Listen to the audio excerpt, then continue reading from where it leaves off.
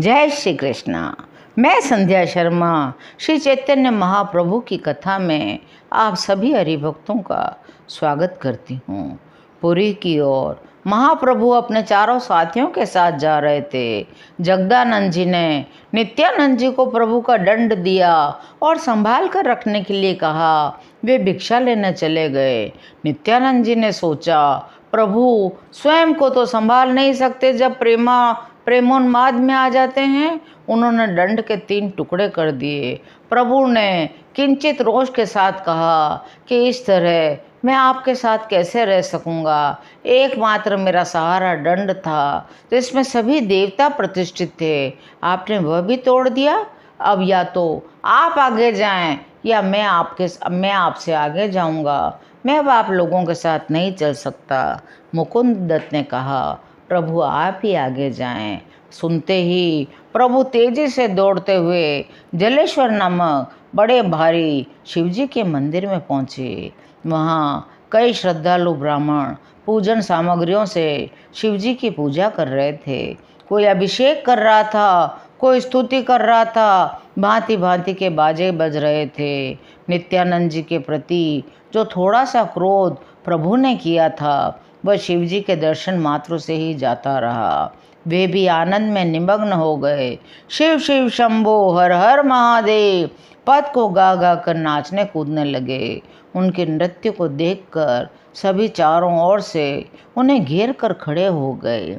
ये मानो ऐसा लगता था भोले बाबा ही सन्यासी वेश धारण करके तांडव नृत्य कर रहे हैं। प्रभु के दोनों हाथ ऊपर उठे हुए थे। पागलों की भांति प्रेमोन्माद में जोरों से उछल उछल कर नृत्य कर रहे थे। संपूर्ण शरीर से पसीने की धाराएं बह रही थी। आंखों से आंसुओं की वर्षा हो रही थी। नित्यानंद जी आदि भक्त भी थोड़ी ही देर में मंदिर आ पहुँचे। वे भी प्रभु के ताल में ताल मिलाकर नाचने लगे, गाने लगे। प्रभु के सुख की तो कोई सीमा नहीं रही। कुछ समय बाद प्रभु ने नित्यानंद जी का आलिंगन किया और कहने लगे, श्रीपाद आप तो मेरे अभिन्न हृदय हैं। आप जो कुछ भी करेंगे मेरे कल्याण के निमित्त ही करेंगे। मैंने कुछ अधिक ही कह दिया था, आप उसका बुरा न माने। आपसे बढ़कर मेरा प्रिय और हो ही कौन सकता है। आप मेरे गुरु हैं, माता हैं, पिता हैं, सखा हैं। प्रभु के मुख से अपने लिए ऐसी बात सुनकर नित्यानंद जी लज्जित से हो गए। कहने लगे, प्रभु आप सर्वसमर्थ हैं। आप जिसे जो चाहें कहें, जिसे ऊंचा चढ़ाना चाहें चढ़ा दें। आपने आपके सेवकों को सदा अधिक ही सम्मान प्रदान किया है। इतनी प्रेम की बातें होने पर सभी ने वहीं विश्राम किया। प्रातःकाल नित्य कर्म से निवृत्त होकर प्रभु फिर आगे चलने लगे। नाचते कूदते भक्तों के साथ प्रभु कृष्ण कीर्तन करते हुए आगे चल रहे थे। आगे जाने पर उन्हें एक वाम मार्गी शाक्त पंथी साधु मिला। प्रभु की ऐसी प्रेम की उच्च अवस्था देखकर उस साधु ने समझा ये कोई वाम मार्गी साधु हैं। वे कहने लगे, कहो किधर किधर से आ रहे हो। आज तो बहुत दिनों में दर्शन हुए।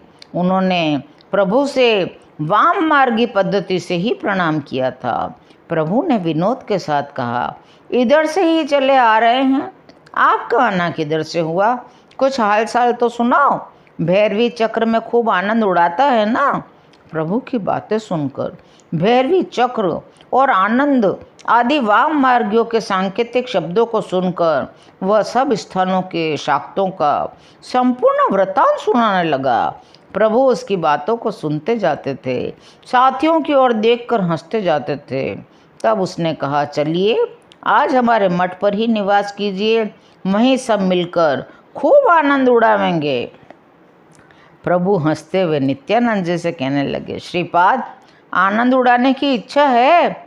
ये महात्मा तो शांतिपुर के रास्ते में जैसे आनंदी सन्यासी मिले थे उसी प्रकार के जंतु हैं। आपके पास आनंद की कमी हो तो कहिए। नित्यानंद जी ने प्रभु की बात का कुछ भी उत्तर नहीं दिया। प्रभु जोरों से हंसने लगे।